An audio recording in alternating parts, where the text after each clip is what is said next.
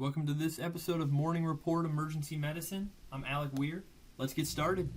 This is the case of So and low, that is the tempo. a 61-year-old female. She has a history of diabetes.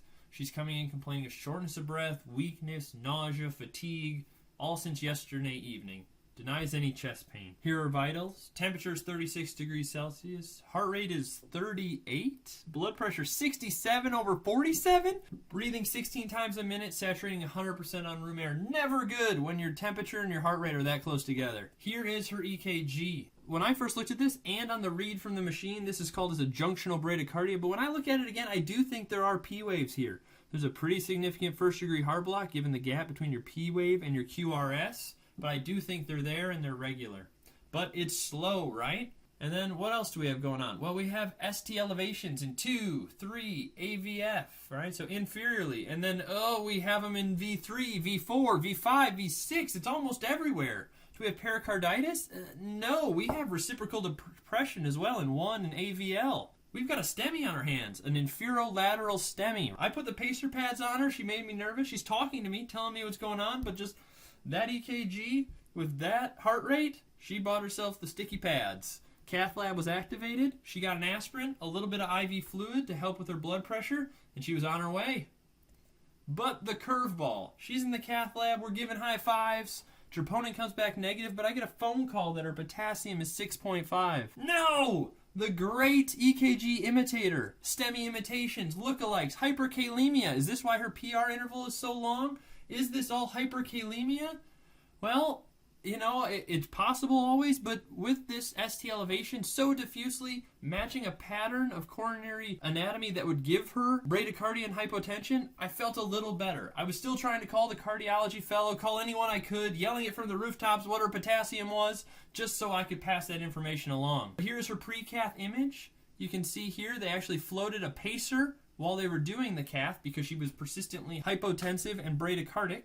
Pre-cath image, post-cath image. Look at that distal reflow. She had a thrombus, 100% occlusion in her RCA, and then as well as 100% occlusion in her right posterior descending artery. She got a drug-eluting stent ×2. She was in cardiogenic shock. This is how I remember cardiogenic shock. It may not work for you. Throw this out. But this is the best way that I found that I can remember it. I break it into 3 categories. Ischemic cardiogenic shock. This is what we had in this case, right? A STEMI.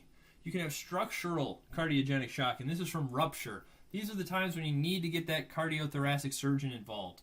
These are your papillary muscle ruptures, your ventricular septal ruptures, and your left ventricle free wall ruptures.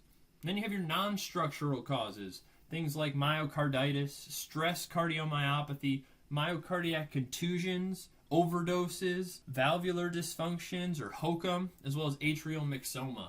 And now HOCM, you could say is structural. I keep it in non-structural because I'm usually not calling cardiothoracic surgery on HOCM. So how do we treat cardiogenic shock? If you think they're preload dependent and they could use a little bit more fluid, give them a little bit of IV fluid.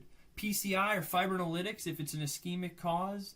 You can use vasoactive agents, dopamine, dobutamine, norepinephrine. I won't get into which one's better, which one's worse. And you can use mechanical support if you have it. Intra-aortic balloon pumps, ventricular assist devices, ECMO. It's pretty aggressive stuff. Our patient here was put on a dopamine drip for 3 days with improvement in her blood pressure and her heart rate. With improved perfusion, she had improvement in her acute renal failure and resolution of her hyperkalemia. So what are our take-home points? Recognition of cardiogenic shock as one of your causes of hypotension in the undifferentiated patient. Know your causes. The way I break it up is your ischemic, structural, and non-structural. Know your treatments. IV fluids if they need it, PCI or fibrinolytics, your vasoactive agents, or mechanical support if you have it at your hospital. That's it for this week. Keep your eyes out for more interesting cases.